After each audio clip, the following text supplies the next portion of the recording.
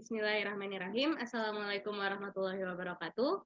Pada video kali ini saya akan mempresentasikan sebagian isi dari paper saya yang untuk kegiatan Ixonetis tahun 2023 yang akan diselenggarakan pada tanggal 27 Juli 2023, namun saya berhalangan.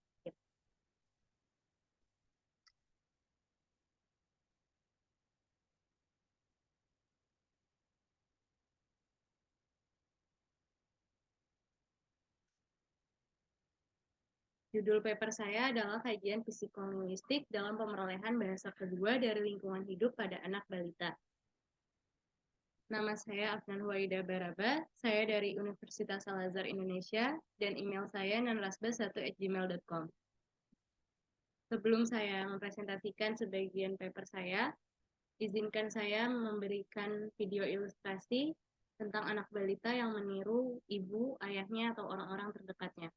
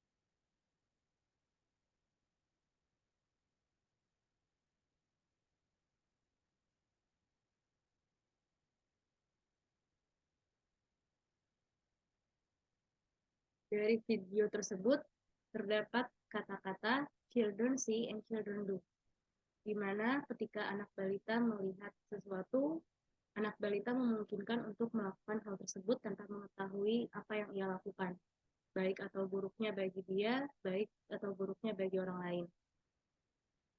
Dan dari video tersebut juga kita bisa melihat contoh-contohnya bahwa anak akan ngikutin ibunya ketika ibunya mungkin tadi mencaci maki karena nggak sabar, terus karena sambungan telepon yang nggak tersambung, terus juga ada ketika ayahnya merokok, anaknya ikut merokok, ketika ayahnya berkata kasar, anaknya ikut berkata kasar. Jadi lingkungan itu benar-benar mempengaruhi anak balita. Selanjutnya saya akan mempresentasikan isi paper saya, dimulai dari abstraknya. Bahasa adalah kemampuan berkomunikasi antara setiap manusia dalam menjalani aktivitasnya. Bahasa dapat diperoleh oleh setiap individu dengan dua cara. Pemerolehan bahasa pertama, yang biasa disebut juga dengan bahasa ibu, dan pemerolehan bahasa kedua. Cara-cara pemerolehan bahasa saat berkomunikasi ini termasuk dalam bagian dari kajian psikolinguistik. Untuk lebih memahami masalah bagaimana cara pemerolehan bahasa, kita dapat mendalami ilmu psikolinguistik. Penelitian ini bertujuan untuk membahas pengaruh lingkungan hidup terhadap pemerolehan bahasa kedua pada anak balita. Metode yang digunakan oleh penulis dalam penelitian ini adalah deskriptif kualitatif. Kata kunci, psikolinguistik, lingkungan, anak balita, dan pemerolehan bahasa kedua. Selanjutnya saya akan masuk ke pendahuluan. Fungsi bahasa sebagai salah satu alat yang digunakan untuk bisa berkomunikasi menjadi sangat penting untuk lebih diperhatikan. Bahasa sebagai alat komunikasi memiliki 4 aspek keterampilan untuk dapat berbahasa, yaitu keterampilan mendengar, keterampilan berbicara, keterampilan membaca, dan keterampilan menulis. 4 keterampilan tersebut saling berhubungan dan tidak dapat dipisahkan dalam berkomunikasi. Karena itulah bahasa dan kehidupan saling berhubungan erat. Melalui pepatah, tiada hari tanpa bahasa, dan tiada kehidupan tanpa bahasa. Dapat kita ketahui bahwa bahasa memang tidak dapat dipisahkan dari kehidupan manusia. Menurut Arsanti tahun 2014, volume 2024. Permasalahan yang terjadi dalam pemerolehan bahasa dikaji dalam ilmu psikolinguistik. Seperti namanya, psiko dan linguistik. Ilmu ini mencampurkan ilmu linguistik ke dalam ilmu psikologi. Edmund Bates mengatakan, psikolinguistik adalah suatu ilmu yang meneliti bagaimana sebenarnya pembicara membentuk, membangun, atau mengerti kalimat bahasa tersebut. Psikolinguistik hanya digunakan untuk meneliti perorangan, bukan untuk meneliti dalam jumlah banyak atau bersamaan.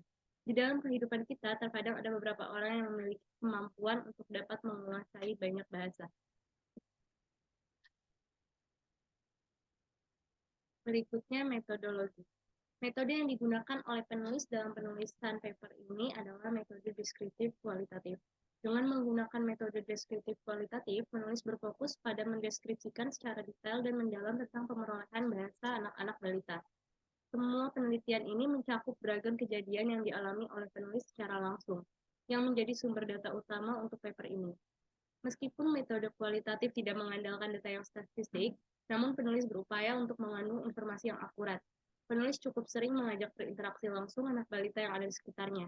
Oleh karena itu, penulis memahami konteks sosial dan lingkungan tempat anak balita tumbuh dan berinteraksi. Berdasarkan dengan berbagai macam pemerolehan bahasa anak-anak balita yang telah terjadi di sekitar penulis, penulis akan menuliskan beberapa contoh percakapannya dengan salah satu anak balita yang bernama Aziz. Analisis data. Pada umumnya, anak balita tidak tahu mereka sedang belajar dan mengenal suatu bahasa. Mereka hanya meniru apa yang pernah mereka dengar dan mengucapkannya tanpa pemahaman terhadap bahasa itu sendiri. Beberapa faktor dapat mempengaruhi anak dalam pemerolehan bahasa. Faktor biologis, faktor lingkungan sosial, faktor inteligensi, dan faktor motivasi. Pembahasan dalam paper ini adalah pemerolehan bahasa anak balita yang disebabkan oleh faktor lingkungan sosial. Penulis akan membahas salah satu keponakan yang masih balita bernama Abdul Aziz dan biasa dipanggil Izu. Itu adalah anak balita yang cukup berani untuk berbicara walaupun belum bisa berbicara dengan lancar. Izu berbicara jauh lebih lancar dari anak-anak seumurannya. Ada beberapa waktu Izu akan menjadi anak balita yang pendiam, yaitu saat dia mengantuk dan tidak enak badan. Sekarang dia baru akan didaftarkan oleh ibunya untuk masuk TK karena sudah dapat berbicara dengan lancar.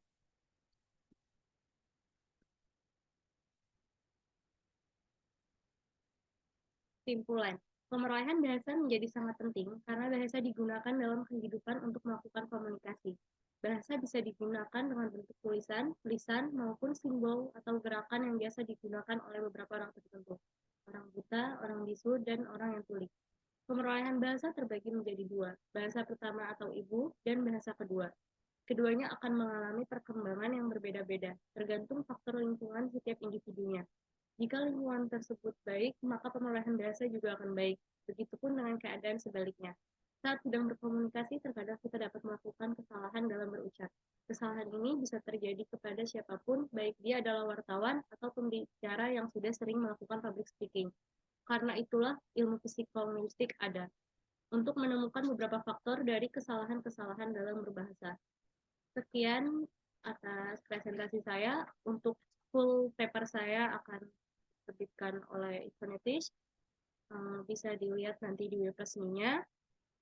Mohon maaf apabila ada kesalahan. Terima kasih. Saya Afnan Huaida Baraba, pamit undur diri. Wassalamualaikum warahmatullahi wabarakatuh.